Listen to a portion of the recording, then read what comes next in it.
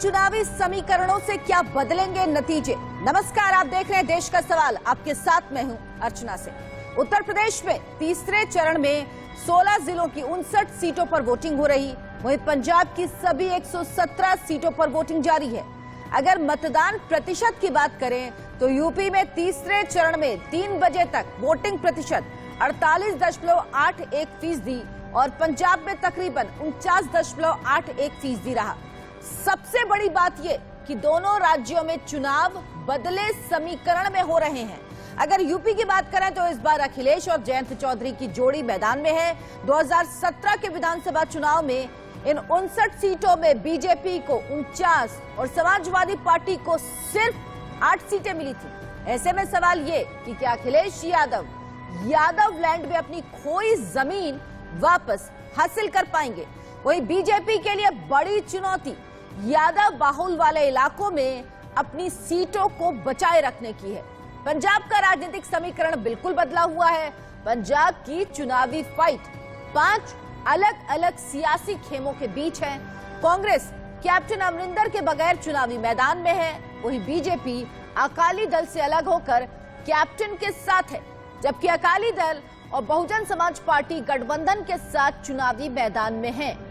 पिछले चुनाव में कांग्रेस को कड़ी टक्कर देने वाली आम आदमी पार्टी भगवंत मान को चेहरा बनाकर जीत के दावे कर रही। इसके अलावा किसान संगठनों की पार्टियां भी अपना दांव आजमा रही हैं। पंजाब में 2017 के नतीजों की बात करें तो कांग्रेस को 77, आम आदमी पार्टी को 20, अकाली दल को 15 और बीजेपी को 3 सीटें मिली थी। ऐसे में सवाल ये कि पंजाब में इस बार जनता का मूड क्या है? क्या पंजाब के नतीजे चौंकाने वाले हो सकते हैं? पंजाब से लेकर यूपी तक आतंकवाद पर आर पार की लड़ाई भी छिड़ी हुई है। आतंकवाद पर केंद्रीय मंत्री अनुराग ठाकुर, अखिलेश यादव आमने सामने हैं। ऐसे में सवाल यह भी कि क्या यूपी में चुनाव की लड़ाई अब आतंकवाद पर टिक गई है? यूपी हो या फिर पंजाब, नेता अपनी अपनी जीत के दावे कर रहे। ऐसे में सवाल यह भी है कि आखिर किसके दावे में कितना दम है? यूपी और पंजाब में वोटिंग प्रतिशत के मायने क्या हैं? सवाल यह भी है कि बदले समीकरण से क्या नतीजे और सत्ता दोनों बदलेगी? इन सारे सवालों पर आज हम अपने मेहमानों से बातचीत करेंगे, लेकिन आइए उससे पहले आपको सुनाते हैं कि पंजाब को लेकर वहां के नेता कैसे कैसे दावे कर रहे हैं।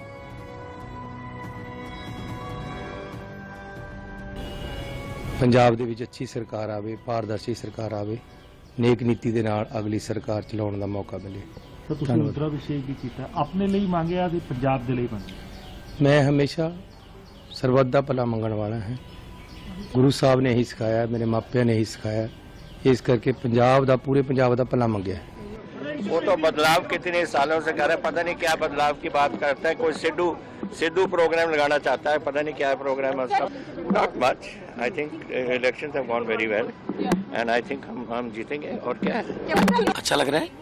लोग खुद ब खुद बाहर आ रहे हैं, अपने आप बाहर आ रहे हैं और बहुत बड़ी परसेंटेज में वोटिंग हो रहा है। चेंज के लिए हो रहा है, बदलाव के लिए। लोगों की बात करिए, छोड़ दें अब चन्नी, सिद्धू, विपक्षी, कोई लोगों की बात करें कि लोग कह रहे हैं जी जब ये आएगा तो चूल्हे की आग बच जाएगी, जब ये आएगा तो नीचे धरती का पानी बच जाएगा। ये बात करें कोई? और आतंकवाद को लेकर एक बार फिर केंद्रीय मंत्री अनुराग ठाकुर और अखिलेश यादव आमने सामने हैं। अखिलेश यादव जी अब तक मौन हैं, चुप्पी साधे हुए हैं। कारण क्या है? आतंकी का अब्बूजान, समाजवादियों का भाईजान, इसलिए बंद है जुबान। अखिलेश जी की बंद है जुबान। निश्चित तौर पर अगर आप कुल मिलाकर देखें, अपराधी, गुंडे, दंगई और अब आतंकी, इनके तार सीधे सीधे समाजवादी पार्टी से जुड़े हैं। क्या है ये कनेक्शन? आजमगढ़ को आतंकवाद का गढ़ बनाने का। क्या है ये कनेक्शन? आतंकवाद पर चुप्पी साधने का। क्या है ये कनेक्शन? मौन साधने का और झूठे आरोप दूसरों पर लगाने का। जनरल आए थे जिन्हें राष्ट्रपति का बनने का मौका मिला था। मैंने अपनी आंखों से सेंट्रल हॉल में देखा था कि भारतीय जनता पार्टी के नेता जो थे वो लगभग पैर छूने के लिए आगे बढ़ रहे थे। इतने झुके हुए मुझे दिखाई दिए। तो आखिरकार फोटो तस्वीर ही ये पैमाना बन जाएगी। तो ये बताओ भारतीय जनता पार्टी पे ना क्या क्या आरोप लगेंगे। और मैं तो मिलिट्री स्कूल से पढ़ा हूं, जो आपके सबसे बड़े अधिकारी हैं, जिस तरह के स्कूल से मैं पढ़ा हूं उसी तरह के स्कूल से वो पढ़े हैं। अगर मैं उनके साथ हूं तो वो भी मेरे साथ हैं। और जहां तक सवाल अनुराग ठाकुर का है, वो मंत्री हैं, जिस समय की घटना हुई होगी ब्लास्ट, उसी के आसपास हमें और वो सब लोग एक गाड़ी में बैठ करके डिफेंस की ऑफिस में गए थे। वहां पर टेरिटोरियल आर्मी की कोई बहुत ट्रेनिंग थी। अगर मैं आतंकवादी हूं तो वो भी आतंकवादी होंगे। और अब आपको सुनाते हैं कैसे प्रधानमंत्री नरेंद्र मोदी ने हरदोई में जनसभा को संबोधित करते हुए अहमदाबाद ब्लास्ट के बहाने समाजवादी पार्टी पर निशाना साधा। यहां समाजवादी पार्टी का जो चुनाव सिंबल है ना, उनका चुनाव का निशान है ना, तो शुरू में जो बम धमाके हुए, वो सारे के सारे बम धमाके उन्होंने बम साइकिल पे रखे हुए थे। अब देखिए, साइकिल पे बम रखे हुए थे और जहां लोग सब्जी वगैरह खरीदने के लिए आते हैं वहीं साइकिल पार्क करके चले गए थे। और एक समय चारों तरफ ये साइकिलों पर रखे हुए बम धमाके फूटे। मैं हैरान हूं, ये साइकिल को उन्होंने क्यों पसंद किया। तो सवाल यह है कि क्या जो समीकरण बदले हैं वो नतीजे भी बदल देंगे। हमारे साथ चर्चा के लिए तमाम मेहमान जुड़े हैं। बीजेपी प्रवक्ता एसएन सिंह हमारे साथ हैं, कांग्रेस की प्रवक्ता अंशु अवस्थी हमारे साथ हैं, इसके अलावा राष्ट्रीय लोकदल के प्रवक्ता संदीप चौधरी जुड़े हैं, समाजवादी पार्टी के नेता दीपक पांडे हमारे साथ हैं और आलोक मेहता एडिटोरियल डायरेक्टर हैं इंडिया न्यूज के, वो भी हमारे साथ जुड़े हुए हैं और वरिष्ठ पत्रकार अजय वर्मा हमारे साथ हैं।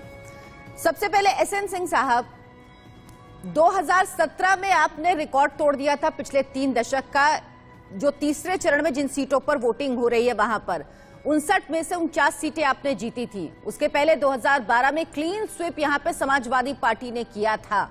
क्या आपको लगता है कि आप अपनी ये सीटें बरकरार रख पाएंगे, इतिहास दोहरा पाएंगे, या फिर आपकी सीटों में कुछ कमी होगी? क्योंकि जब पिछली बार आप वोट मांगने गए थे तो आपने वादे किए थे और अखिलेश यादव सरकार की एंटी इनकम्बेंसी का भी हवाला दिया था।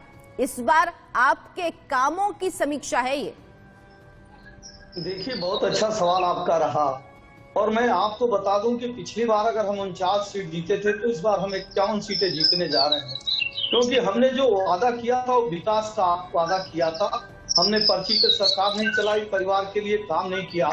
आप देखे होंगे कि बुंदेलखंड में भी आज वोट पड़ रहा है और वहां समाजवादी पार्टी की सरकार में 700 लोग भूखे से मर गए थे। हमने अर्जुन सहायक परियोजना 2600 कुछ करोड़ की जो है बुंदेलखंड के लिए दिया। 10 बहुत बड़ी परियोजना बुंदेलखंड के लिए दिया। आप देखिए, बुंदेलखंड में एक्सप्रेसवे दिया, हर घर नल जल की योजना जो है वो बुंदेलखंड में के बुनियादी ढांचे में बदलाव दिया दी है। हमने इसका आवास दिया है, उसमें गैस कनेक्शन दिया है, उसमें बिजली दिया है और गरीबों को मुफ्त में इलाज की व्यवस्था किया है। आप देखिए, कोरोना काल से लेकर आज तक भारतीय जनता पार्टी की डबल इंजन की सरकार ने गरीबों की चिंता की, गांव की चिंता की, महिलाओं की चिंता की। 15 करोड़ आबादी को हम मुफ्त में भोजन देने का काम कर रहे हैं। आज देखिए, भारतीय जनता पार्टी की जो सरकार है वो बुनियादी ढांचे में विकास कर रहा है। वो पूरब से लेकर पश्चिम तक, उत्तर से लेकर दक्षिण तक सबके विकास के लिए कार्य कर रहा है। लेकिन इसके पहले की जो सरकारें थी उसकी लोग तुलना कर रहे हैं कि उनके यहाँ केवल पर्ची पे सरकार चलती थी, कोई पारदर्शिता नहीं था। एसडीएम की अगर भर्ती का रिजल्ट निकलता था तो 95 में से 59 एक ही जाति धर्म के लोग हो जाते थे। उनके समय में अगर मुजफ्फरनगर में दंगा होता था तो 302 के मुलजिम को फोन करके थाने से छुड़वा दिया जाता था। डीएम एसपी नहीं मानते थे तो उनका तबादला हो जाता था। तो आप कह रहे हैं तमाम मामले हैं जिसको लेकर जनता आपको वोट देगी और बुंदेलखंड के इलाके में आप कह रहे हैं आपने काम किया है, विकास सिर्फ विकास। ठीक है, दीपक पांडे जी, विकास किया है, उसके नाते प्रदेश की जनता भारतीय जनता पार्टी को दीपक पांडे जी, जो 16 सीटें आज जिन पर वोट पड़ रहा है उसमें 8 तकरीबन आधी सीटें ऐसी हैं जहां पर यादवों का प्रभाव है। यहां पर 25 से 35% तक यादव हैं। 30 सीटें ऐसी हैं जहां पर सबसे ज्यादा प्रभाव है, लेकिन पिछली बार यह प्रभाव आप लोग कायम नहीं रख पाए थे और सिर्फ 8 सीटें हासिल कर पाए थे। इस बार क्या आपको लग रहा है 2012 वाला इतिहास आप दोहरा पाएंगे या कहीं कुछ कमी रहेगी? बिल्कुल, देखिए 2012 वाला इतिहास दोहराया जाएगा। जहां तक आपने देखा होगा कि उत्तर प्रदेश की जनता उन्नाव का भी खेल देख चुकी है, हाथरस का भी खेल देख चुकी है। उत्तर प्रदेश की जनता जौनपुर में क्रिकेट खेलते हुए माफिया का भी खेल देख चुकी है। तो ये लोग कहने के लिए सुशासन और राम राज्य की बात करते हैं और रात को 2 बजे पेट्रोल छिड़क करके एक बलात्कार पीड़िता के शव को जला देते हैं। तो ये लोग ऐसे हैं, इनको सुशासन बस खाली अखबार और विज्ञापन में दिखाई देगा। जब जनता की बात आएगी तो इनको कोई सुशासन जनता को नजर नहीं आएगा। आप एनसीआरबी के आंकड़े की बात करोगी, ये व्हाट्सएप यूनिवर्सिटी लेकर के आएंगे। जब आप एडीआर की रिपोर्ट की बात करोगे कि आपके पार्टी में सबसे ज्यादा दागी या सबसे ज्यादा अपराधी आप हैं, तो ये वहां पे नहीं जाएंगे, तो फिर ये कहीं और चले जाएंगे। जब आप सीएमआई का डेटा की बात करेंगे कि बेरोजगार क्यों घूम रहे हैं, तो ये व्हाट्सएप यूनिवर्सिटी से कह देंगे कि देश में कटोरे बहुत ज्यादा। दीपक पांडे जी, लेकिन ये सब बातें आप पिछली बार तो लोगों को नहीं समझा पाए थे ना 2017 में। इस बार समझा पाए हैं क्या? इस बार समझा पाए? ज्यादा रोजगार भारतीय जनता पार्टी ने दिया। बिल्कुल, हमारे समय में वही सीएमआई का डेटा उठाओ, एनसीआरबी का डेटा उठाओ। चलिए, आप ये कह रहे हैं कि एंटी इनकम्बेंसी उनकी सरकार ने काम नहीं किया, इसकी वजह से आपको वोट मिलेगा। अंशु अवस्थी जी, आपके लिए तो कुछ खास होने के लिए है नहीं, सिर्फ पाने के लिए ही है। ठीक है, सबसे एक सवाल ले लेती हूँ, उसके बाद फिर आपका जवाब लूंगी उनसे। रुकिए, विज्ञापन कौन करने वाला? सिंह साहब रुक जाइए, सिंह साहब रुक जाइए। हमने स्टेडियम बनवाया। अंशु अवस्थी जी, पिछली बार कांग्रेस को सिर्फ 1 सीट मिली थी 59 सीटों में। इस बार क्या अपने लिए आप कोई जगह देख रहे हैं? लड़की हूँ, लड़ सकती हूँ, क्या काम करेगी या स्थिति कुछ बेहतर दिखे रही है आपको क्या इस बार? 3 घंटे के बाद प्रियंका जी ने जो शानदार प्रतिज्ञा पत्र उत्तर प्रदेश के लोगों के लिए दिया है और जो नौजवानों के लिए, किसानों के लिए वादा किया है, आप यकीन करिए कि उत्तर प्रदेश में अप्रत्याशित परिणाम होंगे। उत्तर प्रदेश की जनता अब चाहती है, अब सपा बसपा भाजपा को ऊब चुकी है इनसे। अब वो चाहती है कि उत्तर प्रदेश में कांग्रेस की सरकार बने, उत्तर प्रदेश में नौजवानों की बात करने वाली कांग्रेस की सरकार बने, किसानों के लिए काम करने वाली कांग्रेस सरकार बने। अब नहीं चाहते लोग सपा बसपा को, वो भाजपा को तो हटाने की तैयारी कर चुके हैं। 10 मार्च को आप देखिएगा, तीसरे चरण की ज्यादा से ज्यादा सीटों पर जो नारी शक्ति, जिसको भाजपा ने अपमानित किया, सपा बसपा ने कभी सम्मान नहीं दिया, उत्तर प्रदेश में तीसरे चरण के चुनाव में कांग्रेस तो आप चमत्कार की उम्मीद कर रहे हैं? यानी आपको लग रहा है चमत्कार होगा इस बार तीसरे चरण में? पूरी तरीके से चमत्कार होगा और प्रदेश का जनमानस जान चुका है। चलिए, प्रदेश का नौजवान जानता है अगर बेरोजगारी हटानी है तो भाजपा को भगाना होगा। चलिए 10 तारीख को, 10 मार्च को ये तस्वीर साफ होगी और तब बात करेंगे कि चमत्कार हुआ है वाकई या नहीं हुआ है, कहीं किसी और तरह का चमत्कार तो नहीं हुआ। हमारे साथ दीपक पांडे हैं, संदीप चौधरी हैं आरएलडी से। संदीप जी, पश्चिमी यूपी से चुनाव निकलकर अब मध्य यूपी के यादवलैंड और बुंदेलखंड में आ गया। यहाँ पर आप लोगों की कोई खास भूमिका तो है नहीं, लेकिन आप लोग समाजवादी पार्टी के साथ हैं। क्या भूमिका है आपका, क्या आकलन है इन सीटों पर? क्या जयंत चौधरी अगर इन सीटों पर आकर प्रचार कर रहे हैं तो उसका कोई फर्क पड़ा होगा? देखिए मैडम, जो गठबंधन ने शुरुआत की है, जिस तरीके से आप क्रिकेट का मैच देखते हैं, जो रन रेट लेके ओपनिंग जोड़ी चलती है, वही रन रेट लेकर जयंत चौधरी और अखिलेश यादव लगातार आगे बढ़ रहे हैं। और जितने भी चरण हैं 10 मार्च को साफ हो जाएगा। हमारे 2 विकेट है, ये दोनों विकेट इन पे गिरने वाले नहीं है। जिस तरीके से बीजेपी झूठ बोलकर आई थी, जिस तरीके से झूठे सपने दिखा करके आई थी, आज लोगों को उनकी हकीकत पता चल चुकी है। किसान को भी पता चल चुका है, युवा को भी पता चल चुका है, बेरोजगार भी इनकी चीजें देख चुका है और जो सपने इन्होंने दिखाए थे वे सपने जनता के टूट चुके हैं। तो पूरे तरीके से देश बदलाव की तरफ बढ़ रहा है। और आपको एक उदाहरण और देना चाहता हूं, ये बदलाव कब और कहां से शुरू हुआ। आपने बंगाल का चुनाव देखा, बीजेपी नहीं आई। आपने महाराष्ट्र का चुनाव देखा, बीजेपी नहीं आई। आपने राजस्थान का चुनाव देखा। आप गलत उदाहरण दे रहे हैं। बीजेपी 3 से 77 पे पहुंची बंगाल में। महाराष्ट्र में जब अकेली लड़ी तो उसने बढ़त हासिल की, उसके बाद वो शिवसेना के साथ लड़ी गठबंधन में, लेकिन शिवसेना अलग हो गई इसलिए सरकार नहीं बन पाई, लेकिन सीटें हर जगह उनकी बढ़ी हैं। चलिए आलोक जी हमारे साथ हैं। आलोक जी, मैं पंजाब के चुनाव का रुख करूंगी, पंजाब पर चर्चा करते हैं कुछ। पंजाब का समीकरण क्या आपको बदला हुआ लग रहा है इस बार? क्योंकि जो बीजेपी और शिरोमणि अकाली दल 25 साल से साथ थे वो अलग हो गए, बीएसपी और शिरोमणि अकाली दल साथ आए जो 25 साल पहले साथ में चुनाव लड़े थे। कांग्रेस एक तरफ, आम आदमी पार्टी और दूसरी तरफ जो ये गठबंधन बना है बीजेपी के साथ कैप्टन अमरिंदर सिंह की पार्टी का, क्या समीकरण आपको दिख रहे हैं और कितनी बदली हुई राजनीति आपको दिख रही है? देखिए अर्चना जी, आज जो पोलिंग हुआ है अभी तक आपने भी जो बताया 50% के आसपास हो चुका, उम्मीद करना चाहिए कि वो 60 तक पहुंच जाएगा। ये इस बात का साबित करता है कि सभी गुटों ने, सभी दलों ने बड़े पैमाने पर अपने लोगों को बाहर निकलने के लिए कहा है। अभी भी कोशिश चली रही है अंतिम क्षणों तक, कितना अधिक और जो लाइन में अंतिम खड़ा रहेगा वोटिंग उसके आगे भी बढ़ती रहेगी समय अवधि भी। इसलिए ये मानकर चलना चाहिए कि जो अभी तक कहता था कि सब आम आदमी पार्टी के लिए एक तरफा या लहर हो सकती है, वैसा तो नहीं हो सकता है। अकाली दल के भी जो कमिटेड वोट हैं वो भी सामने आ रहे हैं, बीजेपी के भी। आप देखिए यदि 38% हिंदू है वहां पर हैं तो उसका भी जो उन्होंने कोशिश की है कि भाई उसमें से हमें भी पुराना जो उनका एजेंडा रहा है उसके आधार पर भी बीजेपी को, या उन्होंने जो काम करके दिखाया है, कल तक तो बीजेपी के साथ अकाली दल भी था ही, कुछ महीने पहले ही तो उसने भी साथ छोड़ा है। तो बाद में कल क्या होगा ये नहीं कह सकते, लेकिन ये सही है कि मताधिकार का उपयोग करना, विषम पितामह कहे जाने वाले प्रकाश सिंह बादल और मुलायम सिंह यादव का भी उनको वोट डालने जाना और प्रकाश सिंह बादल का खुद चुनाव में खड़ा होना, तो जो कमिटेड वोट हैं, ऐसे ही कांग्रेस के जो कमिटेड है, मैं नहीं कह रहा हूँ। एक बात मैं अर्चना जी कहूंगा, थोड़ा लगता है सब लोग घर में पूजा पाठ करके जाते हैं, चरणजीत सिंह चन्नी ने बाकायदा गुरुद्वारे के साथ साथ मंदिर में भी जाके बाकायदा शिव जी की जो आराधना की, वो ये दिखाने की कोशिश की कि भाई हम भी बड़े हिंदू हैं। ये जो कांग्रेस की लाइन है जो पहले कभी नहीं थी, घर में सभी लोग पूजा पाठ करने वाले थे, नरसिंह राव या उनके जितने लोग रहे, तिवारी रहे, त्रिपाठी रहे, ये पहला ट्रेंड है। जब राहुल गांधी ने ये नारा लगाया है मैं भी हिंदू, मैं बड़ा हिंदू, अब ये सवाल ये है कि क्या हिंदू के नाम पर वोट लेना चाहती है तो फिर यूपी में क्या करेंगे, या यूपी और बिहार वालों को बाहर करने वाले, उनके लोगों को न घुसने देने वाले यदि उनके लिए कह रहे हैं तो क्या कांग्रेस पार्टी कंफ्यूज है? क्या कांग्रेस पार्टी कंफ्यूज है, वो तय नहीं कर पा रही है?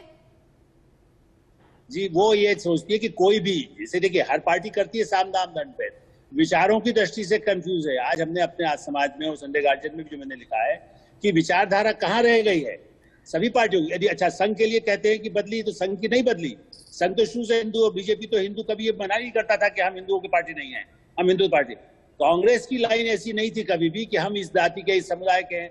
हम कभी ये कहकर के शंकरदयाल शर्मा हो या जितने राष्ट्रपति बने, डॉक्टर अब्दुल कलाम को तो बीजेपी ने बनाया, लेकिन जितने राष्ट्रपति प्रधानमंत्री बने उनकी जाति, जगजीवन राम इतने बड़े नेता थे, कभी उनको इतनी का दलित नेता हम लोग लिखते थे।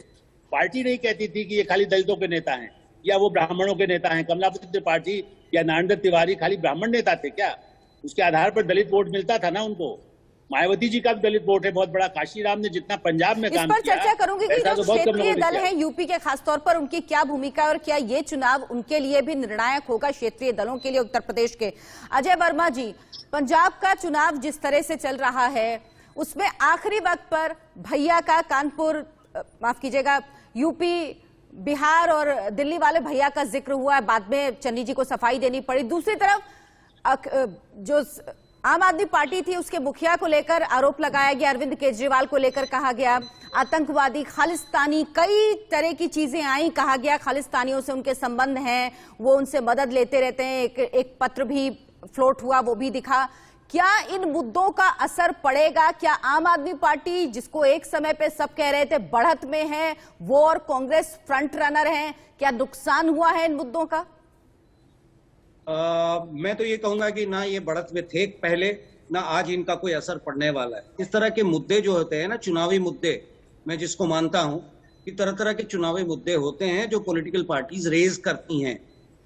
आप ना बढ़त में थी ना आज है।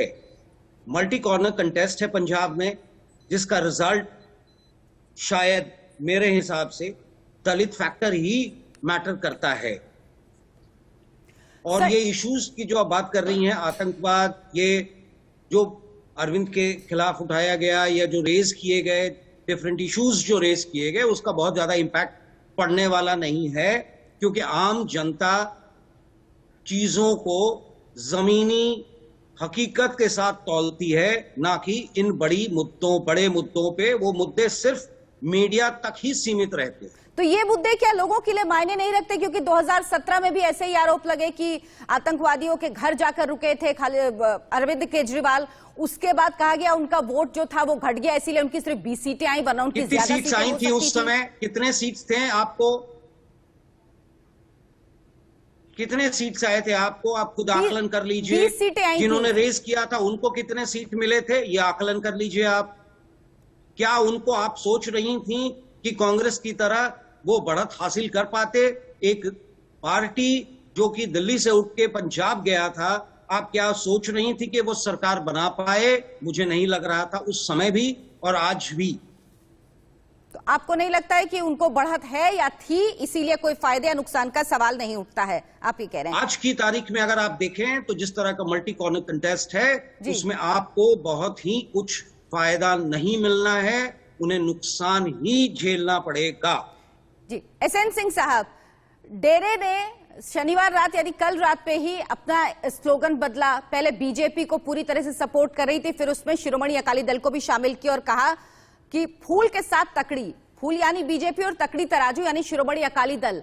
तो ये सियासी समीकरण बदलने की वजह क्या रही? क्या यह माना जाए कि बीजेपी और शिरोमणि अकाली दल चुनाव के बाद अगर जरूरत पड़ी तो पंजाब में साथ आ सकती हैं, और ये जो डेरा ने बात कही उससे नजर आ रहा है? देखिए, भारतीय जनता पार्टी एक लोकतांत्रिक और राष्ट्रवादी पार्टी है, और आज जो पंजाब की लड़ाई है वो भारतीय जनता पार्टी और कांग्रेस के बीच में ही हो रही है। हमारे कांग्रेस लोकतांत्रिक रहे हैं, अरे जो आरएसएस चलाता है वो लोकतांत्रिक है। इनको बहुत दर्द होने लगता है, क्योंकि ये लोग बुखारी साहब से पूछ के सरकार चलाते थे। आज बुखारी साहब कहाँ चले गए? किसानों पर गाड़ियां कहते हैं लोग। 750 से ज्यादा किसानों की हत्या हो गई। अंशु जी, उनको बोलने दीजिए ना, तय हो जाएगा ना, वोट पड़ेंगे, तय हो जाएगा, जनता तय कर देगी। इसलिए दर्द हो रहा है, जनता इनके नेता जो राहुल जी है वो कहते हैं कि हिंदू लड़के जो है वो मंदिर जाते हैं लड़की छेड़ने के लिए, और बाद में जनेऊ कैसे धारण कर लेते हैं कि कुर्ता के ऊपर पहन लेते हैं। देखिए, हम तो मानते हैं, आप मानिए कि आप हिंदू हैं कि नहीं, हम तो आपको मानते हैं। आपको कहीं क्रिश्चियन बन जाते हैं, कहीं मुस्लिम बन जाते हैं, कहीं हिंदू बन जाते हैं। देखिए, बात पंजाब की हो रही, पंजाब की चर्चा कर लिया जाए। पंजाब में इनकी सरकार थी, मादक द्रव्यों की सबसे ज्यादा तस्करी वहां होने लगी, और पूरा पंजाब जो है आज गर्त में चला गया। इनकी बात का जवाब देश से कई लोग वहां पे नौकरी करते हैं। क्या पार्टीज डिसाइड करेंगी कि कौन किस धर्म का है? इनके समय में तिरंगा झंडे का अपमान होता था, पंजाब से ही सटे राज्य में तिरंगे को जलाया जाता था, एक बार भी नहीं भूलते थे। आज सबसे ज्यादा सेना में पंजाब के लोग हैं। सेना में अगर कोई बात होती थी तो ये तुष्टिकरण की नहीं, आपकी सरकार आने के बाद नहीं हुआ ना, ये हमेशा से है। इसका क्रेडिट आप क्यों ले रहे हैं? सुन लीजिए, जब इस तरह से आप करेंगे तो प्रदेश की जनता बहुत ही जानकार है, और वो धीरे धीरे कांग्रेस को भूल गई है, क्योंकि ये लोग जो नारा देते हैं उसको करते नहीं है। भारतीय जनता पार्टी ने जो नारा दिया वो किया, उसने कहा हम 370 समाप्त करेंगे। हमारा नारा था डेवन से, हमने समाप्त किया। हम कहते थे राम जन्मभूमि पे हमारा मत बिल्कुल स्पष्ट था कि राम जन्मभूमि बनना चाहिए। नहीं, लेकिन अगर पंजाब की बात करें सिंह साहब, तो 2014 में मोदी लहर में भी आपके वोट प्रतिशत वहां पर कम हुआ था। लंबे समय से ये ट्रेंड दिख रहा है, और उसके बाद शायद ये इस बार ये तय होगा कि जो शिरोमणि अकाली दल आपसे अलग हुआ है वो बीजेपी के लिए फायदेमंद रहा है, चाहे किसी भी परिस्थितियों में अलग हुआ हो या उसका नुकसान हो रहा है। हमारे तमाम मेहमान बने हुए हैं, आप सब बने रहिए। हेडलाइंस पर एक नजर डाल लेते हैं इस वक्त की, उसके बाद वापस लौटूंगी, चर्चा को आगे बढ़ाएंगे। एक नजर इस वक्त की हेडलाइंस पर। अब से कुछ देर बाद तीसरे दौर का मतदान यूपी में और पंजाब की सभी सीटों के लिए मतदान खत्म हो जाएगा। लोग पार्टियों की किस्मत का फैसला तय कर देंगे और 10 मार्च को साफ होगा कि किसको चुना है जनता ने, किसके वादों पर भरोसा किया और किसके वादों को नकार दिया। हमारे साथ तमाम मेहमान बने हुए हैं इस पर बातचीत के लिए। दीपक पांडे जी, आखिरी समय पर अखिलेश यादव पर भी आतंकवादी के पिता के साथ स्टेज शेयर करने का आरोप लगा। खुद मुख्यमंत्री योगी आदित्यनाथ ने आरोप लगाया ये, उसके बाद आज इस पर अनुराग ठाकुर ने भी बयान दिया। लेकिन जो अखिलेश यादव ने जवाब दिया वो बचाव की मुद्रा में नजर आए उसमें। देखिए, ये अनुराग ठाकुर वही अनुराग ठाकुर हैं जो बोलते हैं कि जामिया के गद्दारों को, जो एक संवैधानिक पद पे बैठे हुए इस टाइप की भाषा का उपयोग करते हैं, ये लोग दिवालिया, ये लोग वैचारिक रूप से दिवालिया हो चुके हैं। तो इन लोगों की बातों का जवाब देना या उत्तर देना मैं कोई उचित नहीं समझता। जो संवैधानिक पद पे बैठे हुए एक पिता की गद्दी को संभाल नहीं पा रहे हैं, वो पिता के बदौलत आ गए यहाँ पे केंद्रीय मंत्री बने बैठे हुए हैं। अखिलेश यादव को फिर क्या कहेंगे आप? अखिलेश यादव को भी तो फिर पिता की ऐसी बात करेंगे ना तो फिर आपको भी तो जवाब देना पड़ेगा ना। अखिलेश यादव भी पिता की गद्दी पे आके ही तो बैठे हैं। चुनाव लड़ रहे हैं। बिल्कुल बिल्कुल, वो जो जिस हिसाब से, तो फिर आप तो कम से कम ऐसे आरोप मत लगाइए। किस तरह से भद्दी भाषा नहीं, तो उनको क्या पता बताओ, अगर वो जब वो लोग संवैधानिक पदों पे बैठे हुए उनको वैचारिक दिवालिया लोग ही कहा जाएगा, जो जिनको ये नहीं पता कि एक पार्टी ये संविधान। अच्छा, एक बात बताइए अखिलेश यादव के साथ जो अहमदाबाद ब्लास्ट में दोषी करार दिया गया, उसके पिता अगर स्टेज शेयर करेंगे तो सवाल तो उठेगा ना, उस पर जवाब तो देना पड़ेगा।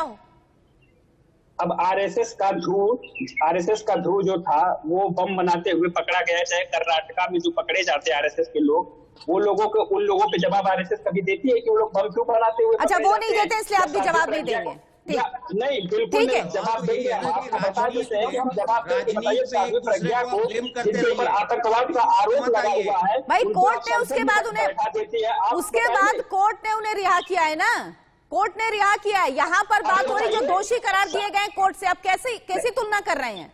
तुलना भी तो सही कीजिए ना। कोर्ट से दोषी हो जाएंगे तो कहा जाएगा कि प्रधानमंत्री ने तो उन्हें संसद में बैठाया था, वो तो संसद में बैठी हुई थी। एक दूसरे को ब्लेम करने पे बात करें हम। अजय वर्मा जी, आप कुछ कहना चाह रहे हैं, बोलिए। अजय वर्मा कुछ कहना चाह रहे हैं, बोलिए। मैं कह रहा हूँ कि कांग्रेस हो या बीजेपी के ये एक दूसरे पे इश्यूज और आक्षेप जो लगा रहे हैं, इश्यूज पे आए ना कि कौन किसके साथ, अगर आतंकवादी के साथ बैठे हैं तो गलत है, ये मानिए। एंसेस्ट्री है तो गलत है, मानिए। हर तरफ तो वही है। फिर इश्यूज को आप डाइल्यूट करने की कोशिश क्यों करते हैं पॉलिटिकल लाइंस लेकर? जो गलत है सो गलत है, मानिए तो सही। जनता को तो पता। देखिए, जब वो हमारे साथ शेयर किए थे तो वो किसी भी आतंकवादी गति में दोषी नहीं करार थे। लेकिन आप बताइए, एक आतंकवादी गतिविधियों में जो मुकदमा में लिप्त है उन्हें संसद में बैठा देना कहाँ तो कुछ। अरे कोर्ट का फैसला मानेंगे कि नहीं मानेंगे आप? चलिए आलोक जी, अगर उत्तर प्रदेश की बात करें तो 2007 के बाद मायावती कहीं पिक्चर में नजर नहीं आ रही हैं। 2007 के बाद मायावती नजर नहीं आ रही। उधर 2012 ही एक ऐसा वक्त है, कह सकते हैं, जब समाजवादी पार्टी ने अपने दम पर सरकार बनाई थी अकेले उत्तर प्रदेश में। क्या ये चुनाव तय करेगा क्षेत्रीय पार्टियों का भविष्य? उन पर कितना लोग भरोसा करते हैं? क्योंकि ये पार्टियां परिवार की पार्टी होती हैं, उसके बाद एक जाति की पार्टी बन जाती हैं और उसके बाद कुछ लोगों को अपने साथ जोड़ती हैं। तो क्या इस व्यवस्था पर लोगों का भरोसा है कि नहीं, ये भी तय करेगा ये चुनाव? देखिए, इसीलिए विकास का जो मुद्दा है, चाहे कांग्रेस पार्टी करे, अभी कांग्रेस के प्रवक्ता बोलना चाह रहे हैं, उनको बोलने देंगे। मैं उनको भी बताना चाहता हूँ कि उन्होंने जो मुद्दा उठाया है लड़कियों का या शिक्षा का, स्वास्थ्य का, यही मुद्दा ज्यादा जातिगत आधार पर। देखिए मायावती, आपने पहले समाजवादी पार्टी ने जब साथ लिया था कांग्रेस ने समाजवादी का, या जाति के आधार पर वो समीकरण किया तो गड़बड़ आया। बीएसपी के साथ भी किया। इसलिए मैं ये मानता हूँ कि समाजवादी पार्टी भी मुद्दों पे लड़ना चाहती है। वो कह रही है कि हमने आईपैड दिए थे, हम लैपटॉप देंगे। उसी तरह से कांग्रेस यदि कुछ वायदा करती है, ये जातिगत समीकरण मीडिया में भी आते हैं, मैं तो उस पर भी कह रहा हूँ कि वो सही नहीं निकलते हैं कई बार। वो जाति का आधार से एक समय जो भावुक लोग हैं वो करता है, लेकिन महिलाएं वोट दे रही हैं, जितनी बड़ी संख्या में दे रही हैं वो आवश्यक नहीं है कि वो खाली जाति पर देती है। लगता है मुझे काम मिला, मुझे क्या, किससे क्या फायदा मिला, मुझे यदि कांग्रेस के जमाने में कुछ मिला या मुझे अखिलेश के जमाने में मिला, यदि गैस मिली या किसान को, छोटे किसान को जो मिला, ये सब मुद्दे ज्यादा महत्वपूर्ण हैं। देखिए कांग्रेस भी यदि जब तक ये जाति के आधार पर कि हमारा दलित मुख्यमंत्री है, हमारा फलाना मुसलमान हमारे साथ है, मुसलमानों के वोट के चक्कर में तो आपने जो है उतना नुकसान, जैसे समाजवादी पार्टी का भी जो बीजेपी को नुकसान पहुंचा रही थी, कांग्रेस या ओवैसी ने क्या किया? ओवैसी का नाम नहीं ज्यादा आ रहा है, लेकिन ओवैसी भी जो भी यदि 1000 वोट भी ले जाएगा तो नुकसान तो करेगा ना। वो आपने जो पार्टियां जाति और धर्म के नाम पे करती हैं, वो इस बार उसका नुकसान होगा। इस बार लोग अब गांव-गांव में लोग अपना हित समझने लगे हैं। मतदाता सोच समझ करके वोट दे रहा है, अब खाली आपके आधार पर नहीं कर रहा। आलोक जी, एक चीज मैं आपसे पूछना चाहूंगा with the permission of the anchor कि आपने जो कहा कि धर्म के नाम पे वोट मांगने वाले पार्टीज, तो कांग्रेस, सपा, इवन बीजेपी वही कर रहे हैं ना। धर्म के नाम पे ही तो राजनीति हो रही है, कास्ट के नाम पे राजनीति हो रही है, लैपटॉप के नाम पे राजनीति हो रही है, आईफोन के नाम पे राजनीति हो रही है। राजनीति का जो मुद्दा है वो कहाँ है जो आम जनता के काम का है? वही मैंने आपको क्या कहा कि वो है। देखिए, भारतीय जनता पार्टी धर्म की राजनीति केवल नहीं करती है। Bharatiya Janata party foundation day से 370 और राम जन्मभूमि पे अपना स्टैंड क्लियर कर रखी थी। तो क्या है, वो विकास की राजनीति करते हैं। हमने जो ठीक है, सही बात ये है अंशु जी, उन लोगों ने आप क्या कांग्रेस इस चुनाव में अकेले उतरी, इसका फायदा होगा? इसका फायदा होगा? और जिन मुद्दों के साथ आप लोग उतरे हैं, क्योंकि आपके पास खोने के लिए कुछ नहीं है ज्यादा, आपको लगता है कि लोगों से जुड़े मुद्दे हैं, इसीलिए शायद कुछ सपोर्ट इस बार आप लोगों को मिल पाए। अंशु जी को ले लेते हैं। अंशु जी, ठीक है, एसएन सिंह साहब, हो गया, बोलने दीजिए दूसरों को भी। ठीक है, अंशु जी बोलिए। जो पिछले 30 साल की जो गैर कांग्रेसी सरकारें थी, सभी को जनता ने अवसर दिया।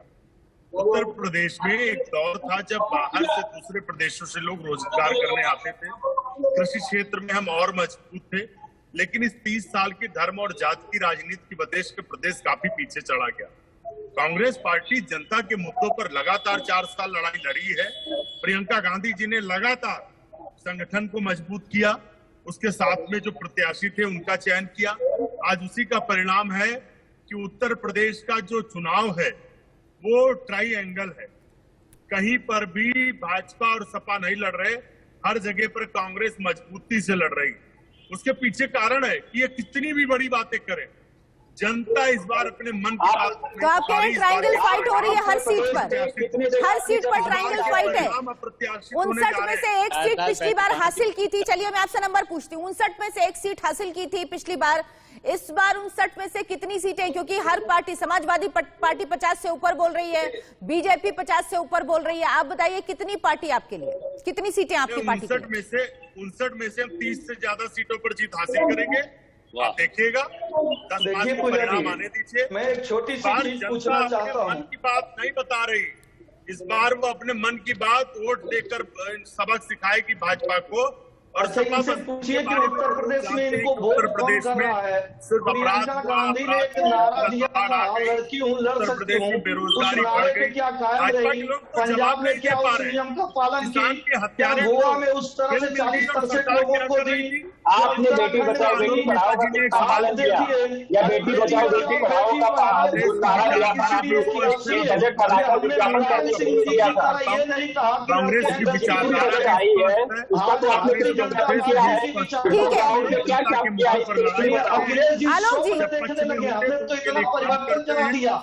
आलोक जी से पूछे सवाल, उससे पहले आलोक वर्मा जी, कांग्रेस पार्टी जिन मुद्दों की बात कर रही है वो लोगों से जुड़े मुद्दे हैं, ये बात ठीक है, लेकिन क्या आपको कांग्रेस के लिए कोई आधार नजर आता है? क्या जमीनी तौर पर कांग्रेस ने काम किया है? क्या काडर तैयार किया है जिसके चलते मोटिवेट हो पाए लोग, मोबिलाइज हो पाए लोग? क्या ऐसा कुछ हो पाया है जिसके आधार पर कांग्रेस दावे कर रही है?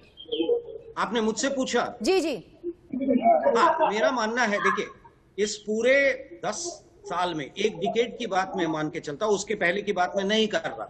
एक डिकेड में कांग्रेस ने अपने कार्यकर्ताओं के साथ जो उनको एक मोटिवेट करना था वो नहीं किया। That is the reason. यही एक सबसे बड़ा कारण है कि उन्होंने एक स्टैंड नहीं ले पा रहे हैं। धर्म है क्या ना कि अभी की तारीख में ये अपनी सीट बचाने के लिए बीजेपी के उन मुद्दों को पे चल रहे हैं। सवाल है कि मैं एक इशू उठाता हूं, कांग्रेस के संगठन के बारे में हम बात करेंगे ना। एक मिनट सर, मेरी बात सुन ले, मेरी बात सुन ले, पहले सुन ले आप। हम एक बात उठाते हैं, उस पे आप नोटिस लेते हैं और उस पे आप रिएक्ट करते हैं। आप ऐसा कोई मुद्दा नहीं उठाते जिस पे हम रिएक्ट करते हैं। ये जरूरी है आपके लिए, और ये तब होगा जब आपके कार्यकर्ता, आपके लोग मोटिवेटेड होंगे और इश्यूज के साथ सामने आएंगे, तब मैं रिएक्ट करूंगा ना। आप मेरे वक्तव्य पे भी रिएक्ट करते हैं तो यू आर अ रिएक्टर, आप मेरे फॉलोअर हैं, तो फिर आपकी तो जगह सेकेंडरी होगी सर। संदीप चौधरी जी, आप लोगों को कितना फायदा होगा, क्योंकि आप जब बीजेपी के साथ आरएलडी रही है तो फायदा हुआ है, जब अलग हुई है तो आप आंकड़े उठा के देख लीजिए, नुकसान हुआ है। जयंत चौधरी साथ में आए हैं, पहले भी साथ थी, आरएलडी आई थी समाजवादी पार्टी के, तब कोई नफा नहीं हुआ था। इस बार किस तरह से आप उम्मीद कर रहे हैं कि आपकी सीटों में बढ़ोतरी होगी और आप वाकई कुछ भूमिका में होंगे उत्तर प्रदेश में? देखिए मैडम, हमारा मोटो है लोगों की सुरक्षा। हम राजनीति इस लेवल की नहीं करना चाहते, ना हम हिंदू को बांटना चाहते, ना मुसलमान को बांटना चाहते, ना नफरत करना चाहते। हम लोग समाज को जोड़ने के लिए निकले हैं। हार जीत हमारे लिए सेकेंडरी चीज है, लेकिन दुख आज इस चीज का होता है कि जो अखंड भारत का सपना लेकर के चले थे, जो हिंदुत्व की बात करते थे मैडम, आज स्थिति यह आ रही है कि कहीं मुस्लिम बनाम जाट का झगड़ा बताते हैं, कहीं मुस्लिम बनाम ठाकुर का झगड़ा बताते हैं, कहीं मुस्लिम बनाम पंडित का झगड़ा बताते हैं, कहीं मुस्लिम बनाम पटेल का झगड़ा बताते हैं। तो मैं इनसे ये जानना चाहता हूँ, बीजेपी के नेता यहाँ पे बैठे, वो हिंदू और मुस्लिम कब होता था? इन्होंने तो वो हिंदू को ही खत्म कर दिया। बिल्कुल हिंदू मुस्लिम कैसे होगा? किस व्यक्ति के साथ झगड़ा होगा जब ये उसको हिंदू मुस्लिम का नाम देंगे? ये जाट और मुस्लिम को कब करना बंद करेंगे? क्या इन्होंने हिंदुत्व को भी तोड़ दिया देश तोड़ने के साथ साथ? ठीक है आलोक जी, देखिए किसान आंदोलन का असर क्या होगा पंजाब के चुनावों में, कितना होगा, और उससे बनी हुई पार्टी जो संयुक्त समाज पार्टी है उसका कुछ असर आप देख रहे हैं? क्योंकि उसकी भूमिका कहीं नजर नहीं आ रही। वो चुनाव भले ही सब सीटों में लड़ रहे हो, लेकिन वो नजर नहीं आ रहे कहीं। आपके चैनल के माध्यम से देखिए, जवाब दे दूं आपके माध्यम से। ठीक है सिंह साहब, एक मिनट में खाली पंजाब पर बात कर ले थोड़ा सा। खाली ये सही है कि किसानों का मुद्दा दोबारा सवाल पूछा नहीं गया, मैं बैठा हूँ जवाब दे देंगे। नहीं ठीक है, ठीक है, आपसे जवाब ले लेंगे, समय देखना पड़ता है। आलोक जी आप बोलिए।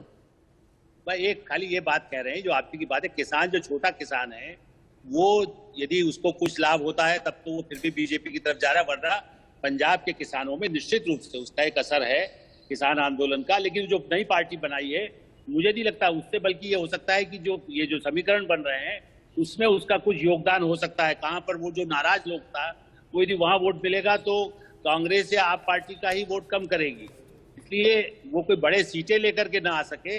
लेकिन किसानों के मुद्दे पर एक पार्टी खड़ी हुई है, और अभी जैसा जो कह रहे हैं, लोकदल का अपना एक भूमिका थी चौधरी चरण सिंह के समय का, लेकिन पंजाब में तो उसका असर नहीं दिखाई दे रहा।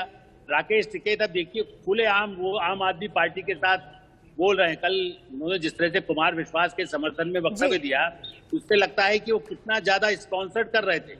इसलिए अब तो लोग समझने लगा है कि राकेश टिकैत क्या है और दूसरे लोग क्या हैं। जो सचमुच में प्रभावित है, वो जो नाराज है, जिसको पैसा नहीं मिला, जिसको 6,000 भी नहीं मिला, उसका वोट तो नहीं मिलेगा, या उनकी और बेरोजगारी की कोई समस्या है। पंजाब और उत्तर प्रदेश दोनों जगह छोटे किसानों को जो केंद्र सरकार से जो पैसा गया, वो छोटा किसान उतना नाराज नहीं है जितना पंजाब में आड़तिया या दूसरे लोग नाराज रहे हैं। चलिए, तो इस बार देखना होगा कितनी तस्वीर साफ होगी। सिंह साहब आप अपना जवाब दे दीजिए बहुत संक्षेप में।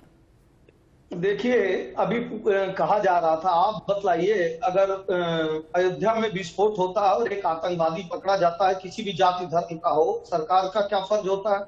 अगर वाराणसी में विस्फोट होता है किसी भी जाति धर्म का होता है, लेकिन आप तुष्टीकरण के नाते उसको छोड़ देते हैं और बाद में हाईकोर्ट फटकार लगाता है। आप इनसे पूछिए कि मुजफ्फरनगर में दंगा होता है और एक धर्म के साथ आप खड़े हो जाते हैं, क्या ये संविधान की मर्यादा है? किसानों को इन्होंने आतंकवादी मवाली कहा था, वो अन्नदाता इनको जड़ से उखाड़ने जा रहा। मैं आपको बता रहा हूँ, हमारे कांग्रेस ज्यादा का जो किसानों का सरकार नुकसान चलता किसने था किया? वो इमाम बुखारी साहब के यहाँ से चलता था। प्रधानमंत्री जी कह रहे थे, चलिए, किस्मत ईवीएम में कैद हो चुकी है, कुछ ही मिनट बचे हैं।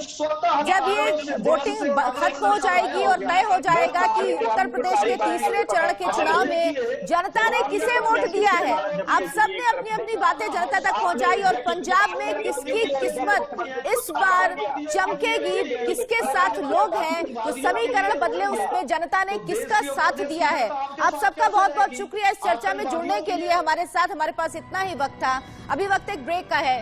नमस्कार।